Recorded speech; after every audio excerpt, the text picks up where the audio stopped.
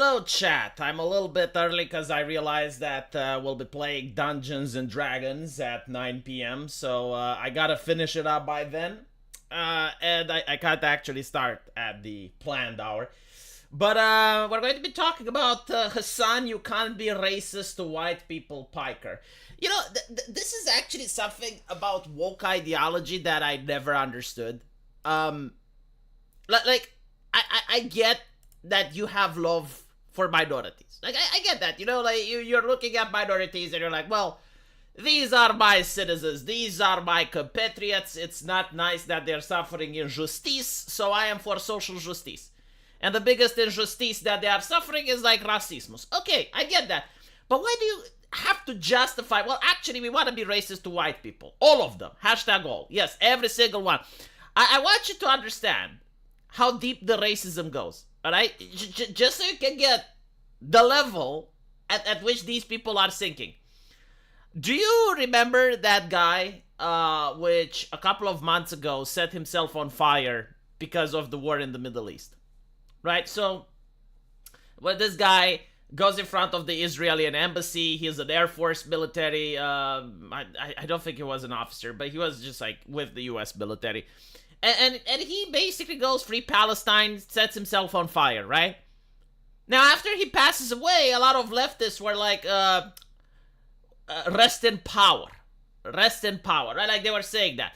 And again, like you cannot find a more left-leaning individual. Like, he committed the supreme gesture. Like his conviction was ironclad. Like, this guy, you know, you can say whatever you want about him, but there is absolutely no doubt in your mind that he was like a left-leaning ally. You know, like just, you genuinely cannot find someone with more conviction than this guy. So because people were saying rest in power to him, the left freaked out, and it's like, no, this is reserved for black people. Only black people can utter the incantation. It's almost like a religion. Unironically, you know, it's like the priest saying, no, you cannot bury him in the cemetery. He has not been baptized. He has not been baptized, so he gets buried outside of the cemetery. You know?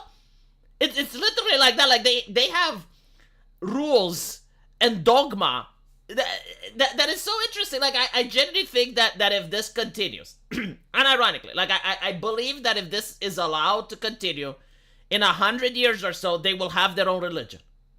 They will have their own religion with their own spirituality and their own morals and codes and traditions and incantations and shit. No, seriously, think about it. Like this is probably how religions were formed, right? Because, like, even if you're a Christian, right, and you believe in Christianity and you believe Jesus is king and all that, you do believe that all the other religions are fake, right? Like if you're a Christian, then you must believe that, I don't know, like the Hindus created their religion, right? Like, that's how Christianity works. Like, you believe that the Romans created their deities, right? Like, they're fictional. Okay, but, like, how did this happen? Because it doesn't happen overnight. It's not like overnight some person comes up and it's like, these are the legends of Olympus, these are the gods, this is what they do. From now on, everyone believes in them. No, like, it's a slow process, right? It's a slow grinding process, and I do think that what we are witnessing now is how a proto-religion gets to start. Now, I also think that because of the modern times and the way that things work, you're not going to have, like, the concept of deities, right? Like, you're not going to get, like, the social justice plump deity. But everything else you will get. Like, everything else that people behave when they're in a religion, and they go to church where they're in the community and they're talking and they're listening to mass, and they have the system where they confess their sins, and they have the system where you know, they get communion and stuff. I think, like, you are going to find those within the woke ideology if this thing continues for a couple more decades. I am 100% sure that this is probably why the communists, like, one of the reasons why the communists went against religion. Like, for those of you who don't know history, the Soviet Union was an atheistic state. It was state-enforced atheism. Like, you had to be atheistic. If they caught you being religious, you would get in trouble, right? It was kind of like blaspheming. Like, no, you are compelled to be atheistic under the Soviet system. And this is because, like, communism is a form of religion. Again, it doesn't have a god, that's true. But, like, all the other things it does have. It has to have the mass. It does have, like, the prayers and all that shit.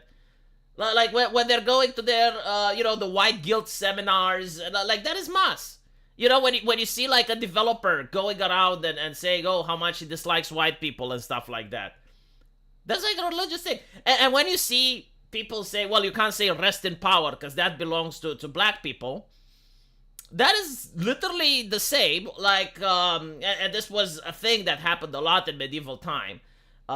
You would have like a mother that lost the pregnancy, right? So like the child dies at birth or shortly after, and then they want to bury them in the graveyard, and the priest doesn't allow it, and they say no, like the graveyard is only for people that got baptized.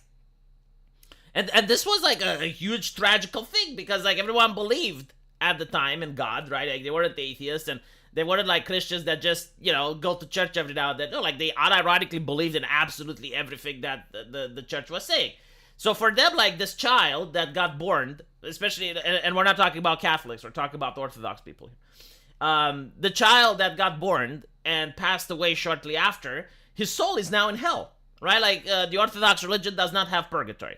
So like, because he didn't get baptized, he suffers from the original sin, so he goes to hell, and the family would be absolutely traumatized because he's not getting to be buried on sacred ground.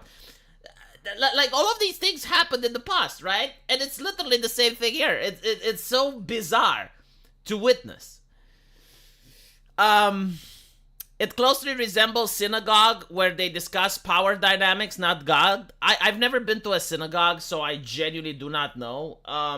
But the thing is, like, they don't necessarily discuss power dynamics with the foot soldiers. They just, I guess, like, they're trying to rile up the emotions of the foot soldiers, right? So, like, if you go to one of these diversity meetings at Amazon, the whole purpose is to get the workers to be against each other rather than to be against the company. So you're going to be taken to a place and you're going to be told that everything that you're experiencing, all the suffering, all the negativity, all the bad things in your life, is due to the systemic racism of the country and the white man keeping people down. And, definitely do not look to Amazon. Definitely do not look to your employer. Do not ask why you have to take a piss in a bottle because they don't allow you to have free time. Like, don't ask any of that. Instead, what you want to do is you do social justice things. Now the interesting part, and I spoke with someone that's from middle management, and what they told me is that there are studies that show that if you get your workers to support things like trans rights, right? Not necessarily like trans rights, but if you get your workers to support activist issues, then they're less likely to ask for a raise. Then they're less likely to complain about their workplace, right? Because they view that they're making significant change. It's kind of like every person wants to do something to progress, right? To better themselves or to better others. It's a desire that mankind has. And you want to do something so that tomorrow you're better than today. Like if you have no goals, if you have no ambitions, you get depression, right? And every single human has this. Every single human, in order to fight depression, they're going to try to improve themselves. Now what companies noticed is that if you channel that energy to something else, then they don't want to improve their workplace, right? So like they feel that energy fulfilled. And they will do this by getting you to do activism. Now, what type of activism can you do, right? Like, are they going to make you do activism for gun rights? No, because that's controversial. Are they going to get you to do activism against politicians? No, because that's controversial.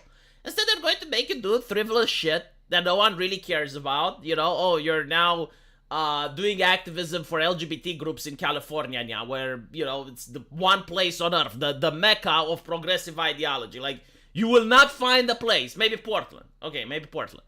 But besides California and Portland, it's difficult to find a place that is so welcoming to LGBT activists, right? So, like, in that place, you're going to do that activism.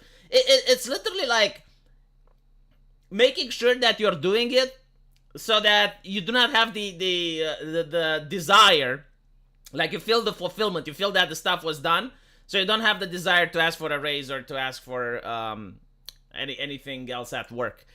Welcome to the show, Violence is Life, yeah, California. I like California, yeah, but like the best one is Scat Francisco. Scat Francisco is definitely very accurate. And right, so Hassan Pikers is really upset that he lost, I think, 10,000 viewers, right? Like he's on a downward spiral. Let me see if I can find the graph, because people are analyzing the descent and they're comparing it to Boogie. And we're going to talk about it because I do think like some people are unfair to Hassan. You can't be racist towards white people, Piker. But here is the thing, right? I don't know who decided in their infinite wisdom to make a purple graph with a purple thing, but here we go, right? So this is the monthly average view growth for Hassan. You can't be racist to white people, Piker, right? Like he starts in January 2023, and he's doing great. But then, as you can see, like there is this downward trend, and here you go. It's at an all-time low, but then it peaks here. Like what happened here? October 2023. What happened here?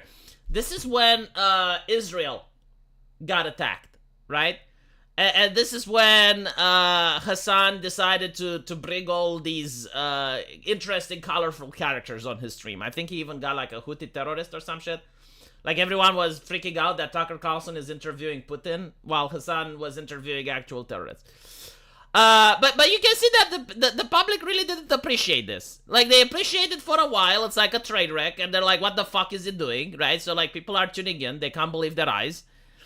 And I think like the message that Hassan got was that more of this, right? Like he didn't care that people are tuning in. It's like, what are you doing? You know, like if I was to, I don't know, start streaming naked, and let's say that I wouldn't be violated a TOS by sucking a dildo or something on stream, you know, you do get a boost in viewership because people want to see what the fuck is he really doing, you know.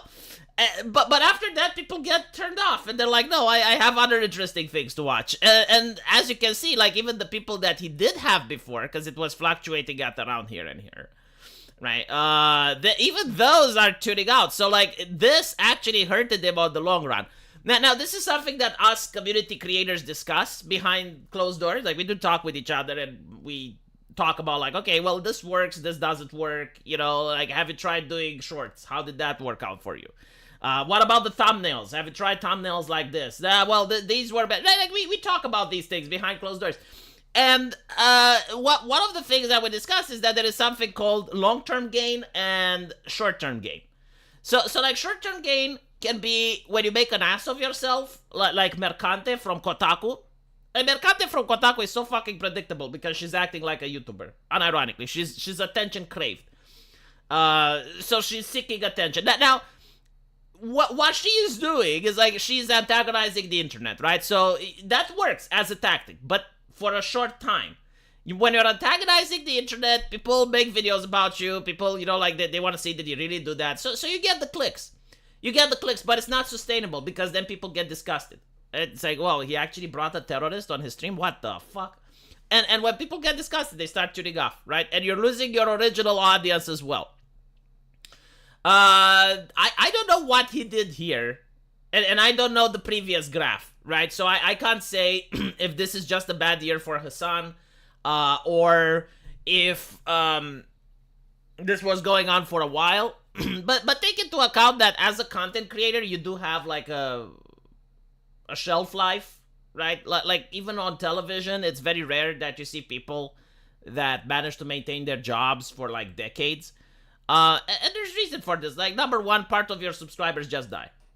Of old age, of cancer, of whatever. You know, it happens, right? So, part of your subscribers are just going to die. Some of them are just going to stop watching. You know, they may just drop watching YouTube altogether or drop watching Twitch. Some may just find someone else. Like, it's normal, right? And the thing is, you gotta expect that. You gotta expect that, and especially when you're preaching left-leaning politics. Because when you're preaching left-leaning politics, a lot of the people that like it, they're young people, they're impressionable people. But once they start paying taxes, or heaven forbid they start their own business, they start despising your ideology. And they also start to notice, like, hold on a little bit. You know, this person that's allegedly on my side that is talking about sharing and caring, right? Because this is what communism is. Like, we all have to share. And he's living in a fucking mansion. and he's got like all these sports cars and shit, and I donate him money, right? Like people start like when you start working for your cash, you get a completely different vision about the world, because up until that point, it's mommy and daddy's cash.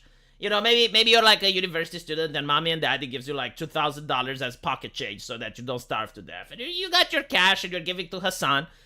But then you realize, it's like, hold on a little bit, this guy's a fucking millionaire. Like, he's living in this mansion, and I give him like my $20. Like, for me, $20 is a lot. Maybe I should give it to another streamer, or maybe I should give it to a booby streamer, like Shy Lily or something. And at least she uses a cute voice and bounces her boobies when addressing me. Hassan does none of that. And yeah, I mean, I would say that Andrew Tate has a more sustainable business model than Hassan Piker. The thing with Andrew Tate is that he actually fills a niche in the market, which is very difficult to find. Like, find me commentators that look at cisgender straight white men and tell them how to be cisgender straight. It's like, this is the sexuality you identify with, and you want to be comfortable as it. Like, who do you listen to? Like, if you're a transgender person and you want to be, listening to influencers that tell you how to be in tune with your trans identity, there's a lot of them that you can find. Oh my god, TikTok is full of them, right? Like, if you're an LGBT person, you just came out, and you need guidance, you need, someone to understand what you're going through. Oh my fucking lord, like, the list is never ending with people that will help you. If you're a woman and you want to know how to be a gold digger, there's like over 20 influencers that I know on YouTube alone that will tell you like how to gold dig properly. If you're a woman that just wants to get a boyfriend, again, influencers over influencers that tell you how to behave. But if you're a cisgender man, and you want to be straight, and you want to know like, okay, how can I feel comfortable? How can I manage to land a significant other? I genuinely don't know many people that try to do that besides Andrew Tate. And that's a bad thing, by the way, because I don't agree with the Andrew Tate's lifestyle. I wouldn't want my son to become like Andrew Tate. Right? So like, his business model is more sustainable because he's the only one doing it. Hassan Piker used to do that as well. He was the professor, if you guys remember it. Oh my god. His videos are still up on YouTube. Suck the fake cock. Midwest finest. Are you trying to get the algorithm to punish me? And thank you for the $10, Evil Kitty of Doom. The real hallucinator. Hey V, hope you're well. Is there going to be D&D? Yes. Also, how would you diagnose a broken finger versus a sprain? With X-ray. It's also by touching. If you hear the crackle of bones, we call it cracmente in Romanian. If you hear like the sound of bones, that's cracked. It's not good. But with X-ray, usually that's the best way. You need to go to the hospital. If you twisted your finger, you should go to the hospital, because even if you have a sprain, there are different classifications of sprains, and if it's a really nasty sprain, you may need treatment. So go to the hospital.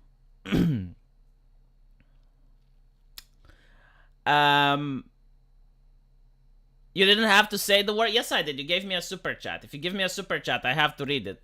It's etched in blood. It's a contract that. Because the girls are inundated with male gaze the moment we walk outside. No, but like women, they do have a lot of men, right? So like for the women, it's not the problem of getting a boyfriend, because every woman can get a boyfriend, but they want the boyfriend, right? Like they want the Prince Charming, the guy that they like. So they're interested in, like, how do I behave in order to get the Chad? I have a Chad at school and he doesn't notice me. Many such cases. He doesn't notice me. Like, how do I get his attention? What do I do, right? So you have like many influencers that tell you what to do. They tell you how to behave, how to, try getting in a conversation with him, pay attention to his hobbies, like that type of thing. The way you should dress, the way you should walk. I mean, it's like if you're a girl and you're interested in how to behave like a girl, there's many videos on the internet that will tell you, right? Yeah, Mr. Right. Exactly. That's what I go. How do I get Mr. Right? And you're going to find like psychologists that tell you how to get Mr. Right. But if you're a guy, the men have a problem that they don't want Mrs. Right. They want just anything with a pulse, right? Like when you're a teenager and the hormones are pumping, and you just realize that you like titties. You just want something, you don't care, you just want a girl, and it's not necessarily that you want to have sex with her, but that you want to do normal things, you want to have someone to go out to the park with, you want someone that you can talk with and text and shit. So there aren't many places that teach you how to be a man so that you can be attractive to ladies. Raining Terror, hi V. I think Hassan bots allegedly. Oh, I don't think he bots. I think like Twitch actually has an issue. I noticed this with Pipkin Pippa, God rest her soul. Pipkin Pippa was streaming on YouTube, and at the time she had 400 viewers, right? So she goes like, okay, well I need to stream on Twitch now, and she goes on Twitch, 600 viewers, and it was like literally a move that's like, okay, I'm streaming on Twitch now, and it took like a couple of seconds, and you can say, well, okay.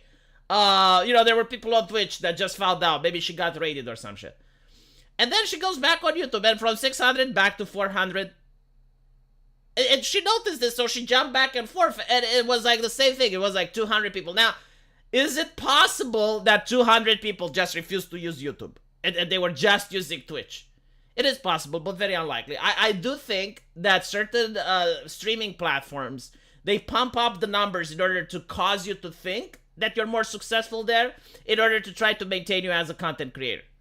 So I think like if you manage to reach a certain point, like if you, let's say, have 400 people, right, that are your viewers, the platform will tell you that you have 600 so that you don't go elsewhere. Because if you go elsewhere, you'll notice, oh, so from 600 I dropped to 400. This is a bad idea to stream here. No problem, Real Holtznader. I hope you got through the pain, because it sounds nasty what you've been through. Solo the Lich. Everyone here is clearly for the troll jiggle. Also, Chenk's Love Browns from my mansion nephew needs new social batteries. I'm looking at Boogie. Boogie is reinventing himself. He's becoming back what he started as. Like he's doing the Gamergate thing, the quartering stuff, and he's getting a lot of W's. He's doing good research. That's the thing, right? Like this is what people want to see. They want to see that you come up with something that's innovative. And for example, he went and found out that, well, despite the fact that diversity, inclusivity, and equity has been pushed in the gaming sphere for the last couple of years, it doesn't seem to show that more minorities are playing video games. So it doesn't seem to show that the change, like they were claiming the changes to get more minorities to play, and it doesn't seem that happen. And that's a good research, that's a good talking point. Who founded Boogie? Yeah. Well, Hassan Pikers needs to do the same. I gotta check out those videos about how to act like a chick V. I had no idea those exist. I think like the most popular ones are the gold digger ones, right? Like the thing with women is that they have social circles and they usually talk with each other. Men aren't really like that. Like they do have social circles, but they don't really talk about how to be a man, right? But women do talk about these things all the time. It's they talk about their relationships, their boyfriends, and you as a woman you kind of get what works and what doesn't just by talking with other girls. With men, they don't really discuss. It's like, okay, how do you pick up women? It's a conversation that's weird. At least here in Romania. I don't know if it's the same in America, but it is what it is. Did she get banned? No. It's Pipkin Ripa, so, R.I.P. Never mind. Anyway, Hassan just does not look like he is enjoying what he does. Of course he doesn't. Dude, most streamers don't enjoy what they're doing. It is an easy job, but like people who say streaming isn't a real job, I mean, what is the difference between a streamer and a BuzzFeed journalist, No, it is a job. You gotta, like in my case, right? I'm making 5 videos a day, so that means at least 2 or 3 hours doing the research to find out the articles that I'm going to talk about. Then at least another hour the recording. Then another hour the editing. And then another hour to answer to the comments in Twitter DMs and stuff. So overall, it's like 7-8 hours. Now, you know, it's a job. I'm not saying it's the most difficult job in the world. And you have the advantage that you get to make your own work schedule and own work time. But doing it every single day, Saturday and Sunday, including during the holidays, like you don't have any time off, because if you take time off, the algorithm destroys you.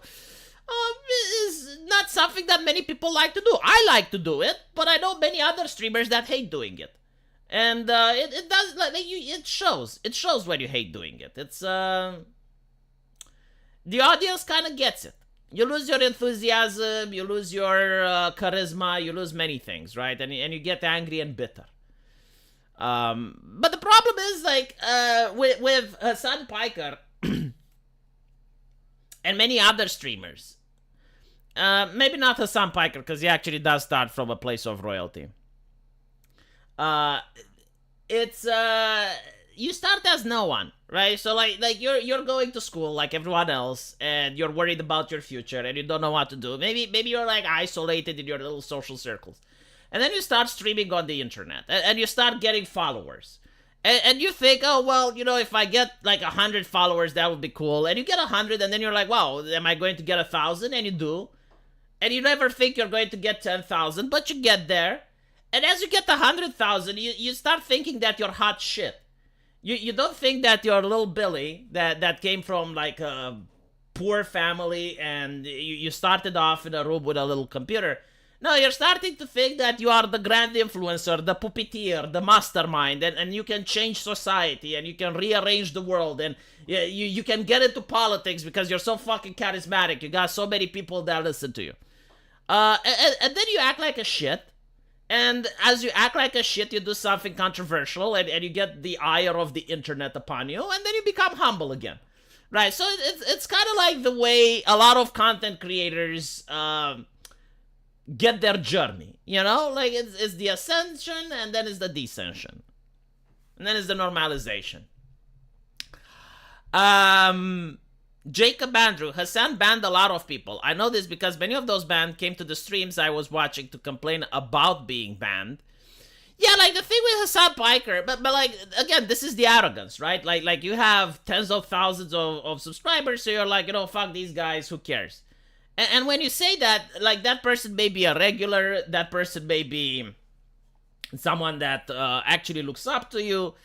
At least he didn't go overboard, because there are some other streamers that dox their own subscribers and their own Patreons, and, you know, it is what it is. Again, it's the arrogance. It's like when you're so arrogant that you think that things will never change. Like, you're always going to be top of the hill. So yeah, like, Hassan Pikers would actually ban people that watched him for years. I mean, that's go broke, the same mindset, you know? Like, this is what happened with the comics industry. It's not necessarily that they went woke. That is the biggest issue. It's the fact that they started giving sass to their customers, they started banning their loyal fans, they started treating their loyal fans like shit. And when you do that, there's going to be consequences. Well, he didn't ban his entire audience, right? Like, I don't think even Hassan could actually spend time to ban every single person. You know, like, every streamer bans people, and on Twitch you have to ban people, because if you don't, Twitch bans you, right? So, like, you're responsible for your chat type of thing. But he would ban people for small offenses, right? The only person that managed to ban his audience and actually got away with it is DSP. I don't know how he fucking did it. But DSP is like a tyrant over his chat. Like, he looms over his chat. He goes like, oh, which one of you is going to keep talking about this? I just want to play a game. I just want to play Assassin's Creed, and you guys don't let me. If I see another comment from you, I'm going to ban you. And then he looms over his chat like this, and it's like, yeah, it was like this famous clip with DSP. He was playing Assassin's Creed, and someone in the chat was complaining that there's this guy here which is saying gamer words. Now, if you're saying gamer words in Twitch's chat, you can get the content creator banned, right? So like if you don't ban that person, the Twitch admins can ban you for what other people say in chat. It's mental retardation, but it's how the platform functions. And DSP like looks at the chat and he says, I don't see anyone. What are you guys talking about? I don't see anyone. If you guys don't stop, if you don't stop right now, I'm going to ban all of you. And he's like looming over his chat like an angry god. And to my shock and surprise, the chat actually stopped. It's like any other stream. If you do this, people start mocking you, insulting you, but not with DSP. No. He whipped that chat. He tamed that chat like a good bitch. That chat is now a DSP's bitch. That they do everything that he wants. I don't know how he does it. I do not know how the fuck he did it. No, like you cannot compare DSP with Hassan. You can't be racist towards white people, Piker. You can't. Because DSP actually did it properly. I don't know how he did it. I can't explain. I usually, like, the one thing I would tell any other content creator. I even told this to Pipkin Pippa, God rest her soul. I told this to all the content creators that I know. Do not go against your chat. Ever. Do not do it. Like I don't know any example where it came out positive. Right? Like if you have a twat in your chat, just ban him and move on. Do not like if someone in the chat starts insulting you, do not focus on that, because if you start talking to him, other people in the chat will think you're talking to them and it just escalates. Don't do it. DSP does it. DSP is the only person that, you know, I wouldn't give this advice to, because he actually does it and he does it properly. He tamed his chat, literally. It's not too bad, says the real Horsenator. Just booked a new straight on during trading, and it bent all wrong and swelled up immediately and purpled pretty good.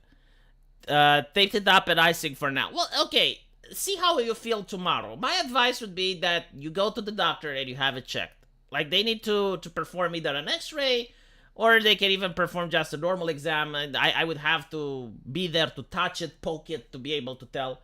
But, yeah, the thing is, like, if it is broken, or if it's a bad sprain, then it can heal incorrectly. If it heals incorrectly, you can lose function. But again, like, I can't tell you just from this description. Like, there is nothing you can describe over the internet that I would be able to classify it. You need an x-ray. Simple investigation. You put your hand on a table, they go bzz, and that's it. And then they tell you if it's broken or not. What is... Hold on, I missed... Mr. Super Chat from Reigning Terror.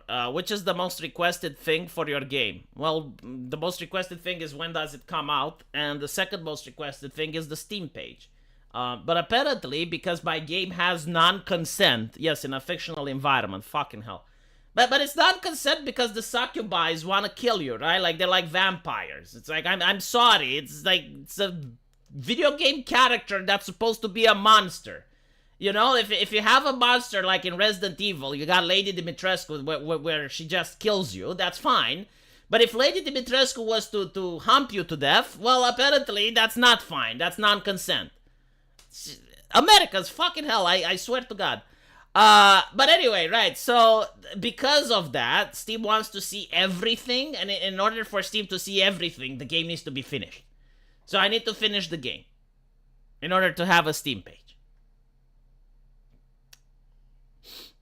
It is what it is.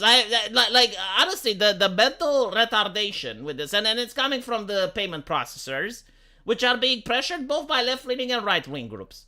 The left-wing groups are pressuring the payment processors because, like, the left-wing groups, they have, like, their own people in the porn industry, right? Their own cam girls, their own LGBT stuff, and they don't want competition for them, right? So it's like taking out competition. Like, drawings compete with the cam girls. Right? Like, they want the people that are sex work is real work. They don't want drawings of any kind. Right? They don't want a man to be able to draw or to make a video game or something because it takes away from their clientele. And then you have, like, the right-wing groups. I think, like, Google Exodus Cry. Okay? Like, this is a right-wing Christian fundamentalist group that is constantly going after Pornhub. And I don't think, like, they're after porn either, because, like, what they are trying to do is they want every single website on the internet to require identification to allegedly protect minors, right? And when you frame it that way, it's like, oh, well, if you're not on board with us, it means that you want minors to access adult content. But that's not what it is. Like if a website requires your ID, like assume that Pornhub requires your ID. Well, it means that it's a database now, right? So like whenever that database gets hacked, say goodbye to your social security number, say goodbye to your browsing history, say goodbye. Like I'm pretty sure most people are fine with that, right? And on top of that, the government can require the database.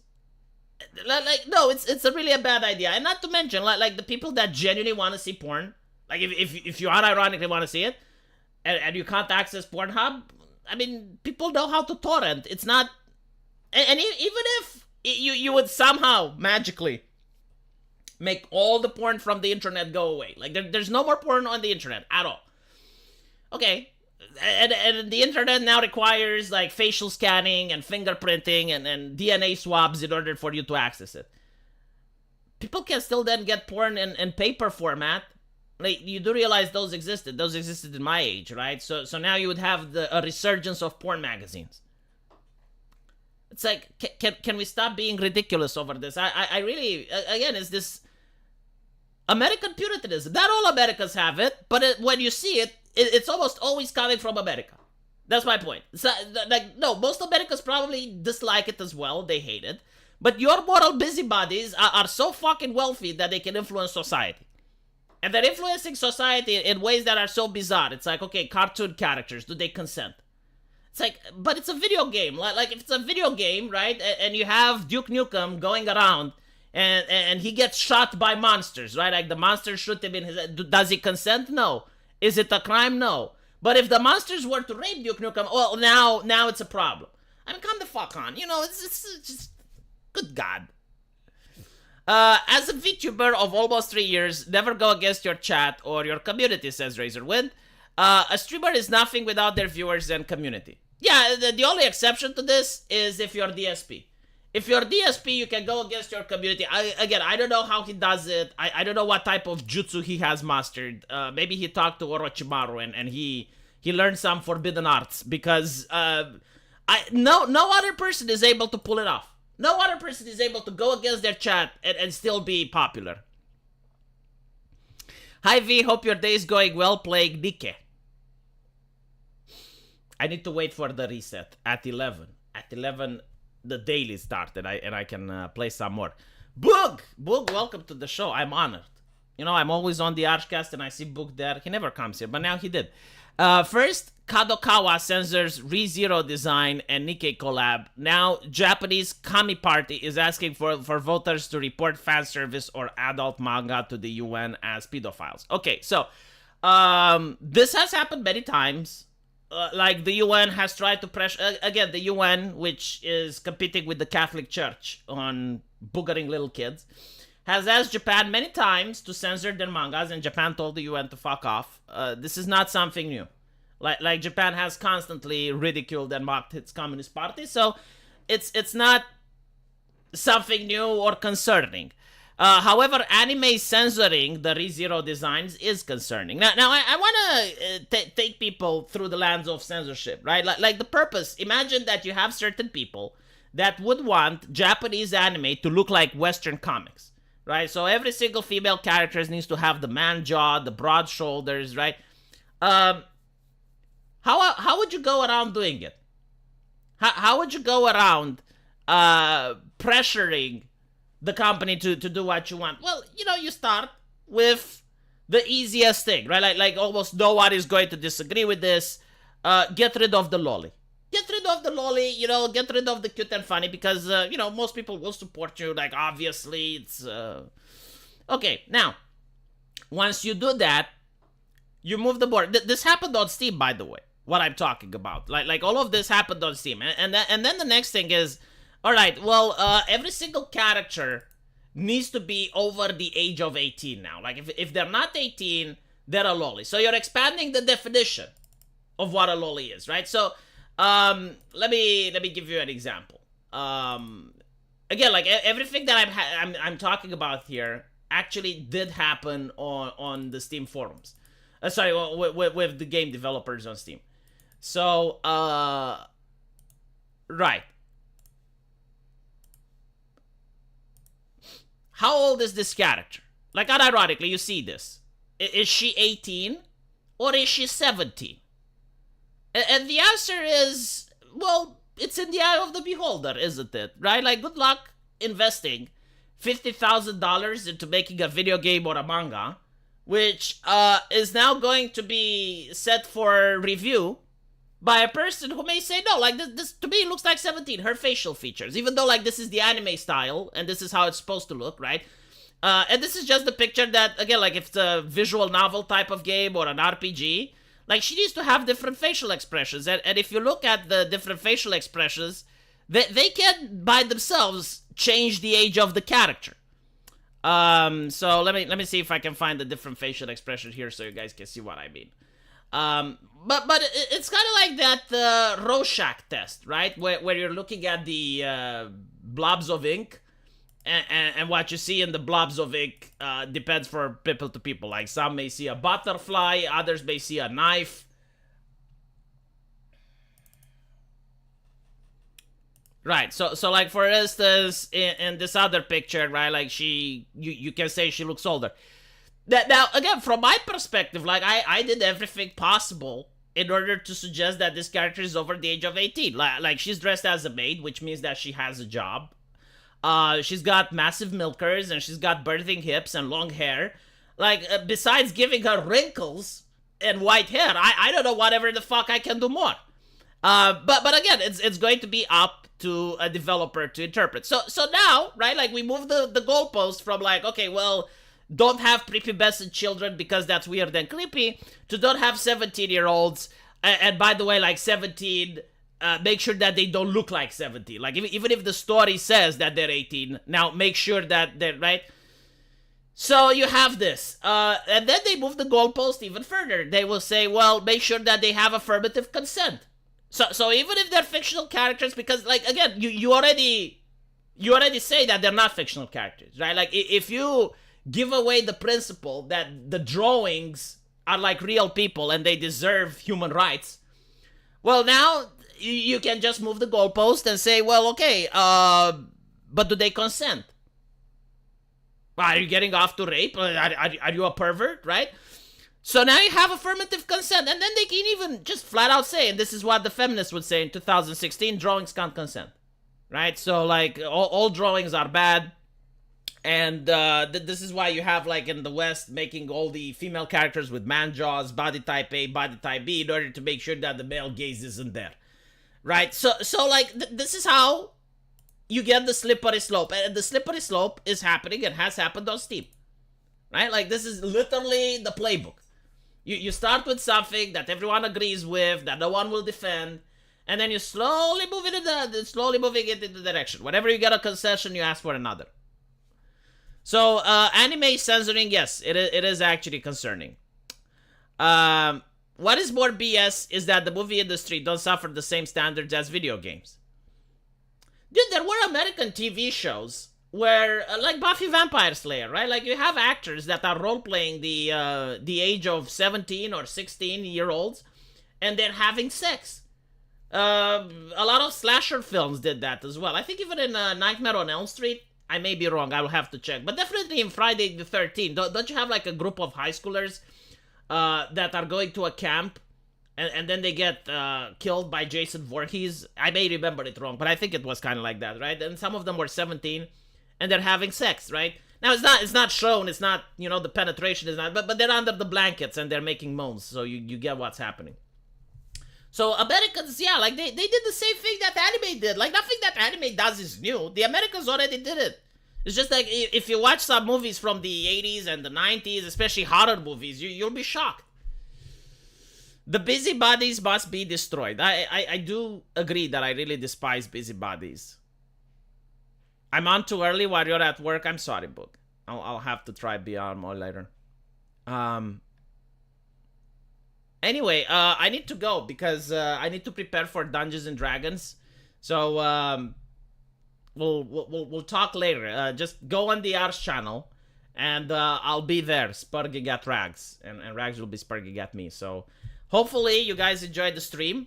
Thank you for the super chats, and I'll see you guys tomorrow.